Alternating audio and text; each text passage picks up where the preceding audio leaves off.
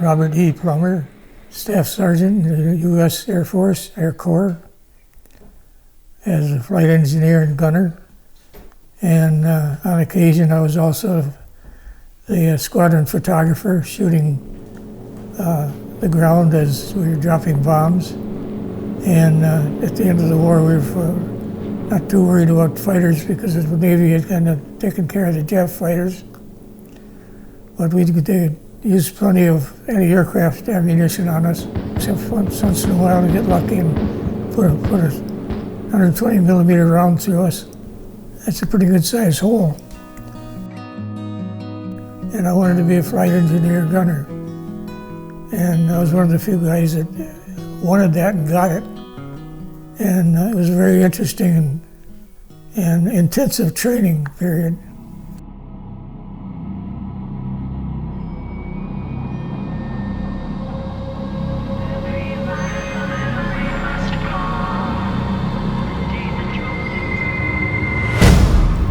My brother that was taking pilot training later on, they sent him to gunnery school. And he was firing riding in a back seat of a single engine aircraft, the pilot up front and the gunner facing back. And as they were firing at a tow target for being towed by B-17, the B-17 swerved accidentally, took the tail right off his airplane. His feet were out in the air. So he immediately dropped out of the back seat and pulled his chute. The chute opened, cracked his head when he hit the ground. But he lived. People came out in an ambulance in the desert looking for him. And they asked him, they found him. They asked him where, they said, Lieutenant Damrell, who he didn't even know who he was flying with. And he said, well, last I saw him, he was fighting the canopy trying to get out. When they found the airplane, he was a few yards from the airplane, his chute had just started to open. Turned out, my brother said, what's that guy's name? He said, Lieutenant Damrell. You know where he's from? Wisconsin. My brother said, I went to school with him. He's from Fond du Lac. He was in the plane with him. My whole crew was of a different religion. I was Presbyterian. My pilot was Methodist. My co-pilot was Baptist. My ball gunner was Jewish.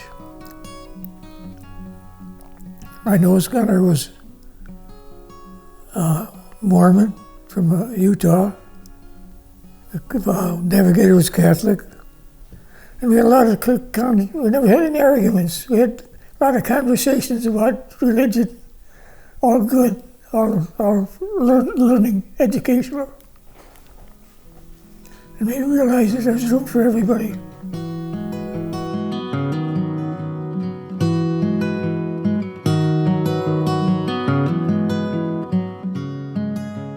That put us in the air from before daylight in the morning till after dark at night.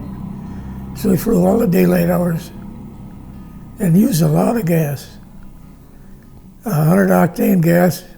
Back then they said it was about worth $1 an hour, $1 a gallon rather.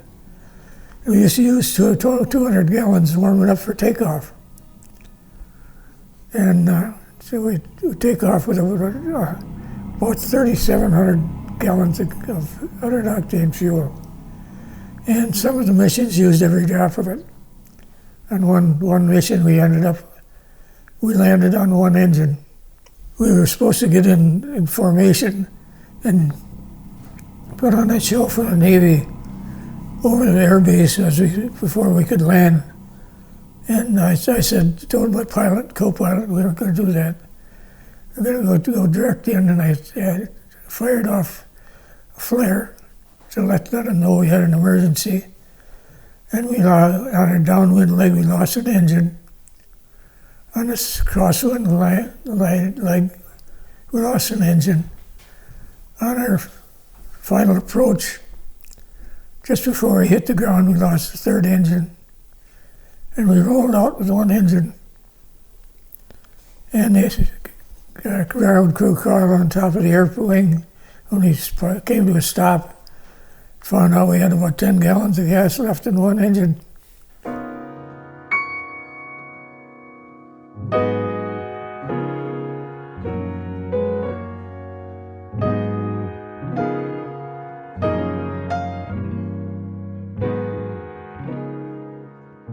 So we got put in with what we call a harbor craft outfit that unloaded the ships.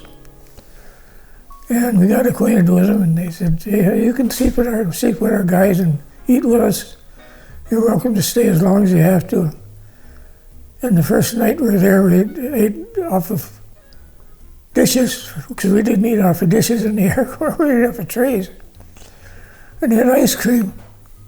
I said, where in the hell did you get the ice cream? The guy took us out and back.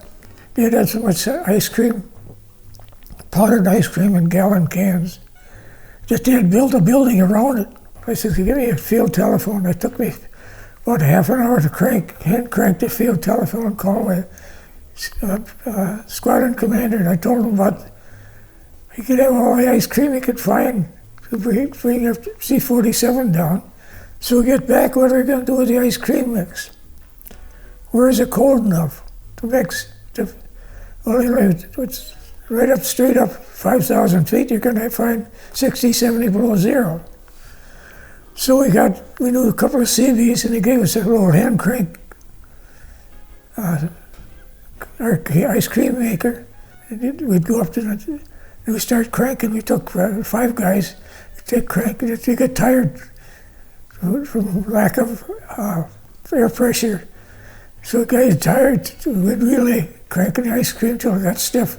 Then we'd zoom back down, hit the deck, jump in a Jeep and quickly haul a gallon of ice cream back up to our tent. There we'd dig in and eat the ice cream. So we had our ice cream, and we took some of it, we took up to the mess hall, and they would go down to the CB mess hall, where they had an ice cream machine. They get tons of ice cream cubes and ice cubes and make ice cream for the whole group. And I remember the first time we ever had ice cream at the mess hall. At the end of we'd take our trays and empty them in after we went through the mess line and ate. They'd take our trays and dip them in boiling hot water, soapy water, and then hot fresh water, and put it on a pile. But the natives, the Philippine natives, would wait and scrape off whatever food they didn't eat, because they didn't have any food. And they'd scrape it in with their hands into like a coffee can. They'd be happy to get it. One guy had to me, he had this kind of ice cream on it. And the native looked at it and he just shied away. He says, go ahead, good, yum, yum, yum, yum, good. And the guy put his hand in there and he let out a scream and ran. He had never felt any cold in his life. So he lost his ice cream. So we had to educate the natives on how to eat ice cream, if there was any left. We ended up having a lot of fun after the war ended. Well, I was up at EAA one time when I was first moved to Oshkosh, and I'm walking along milling around with a million other people, and I come face to face with a golf cart that had stopped in front of me, aimed right at me. I looked at the guy and I said, "It's Barry Goldwater." He was a general in the Army Air Corps. I said, "Hi, General." He says, do I know you? I said, "No, but you should." "Why is that?" I said, "Well, I won the war." "How'd you do that?" I said, "I don't know. All I know is that it didn't end until I got there." He said, "Well, you got it."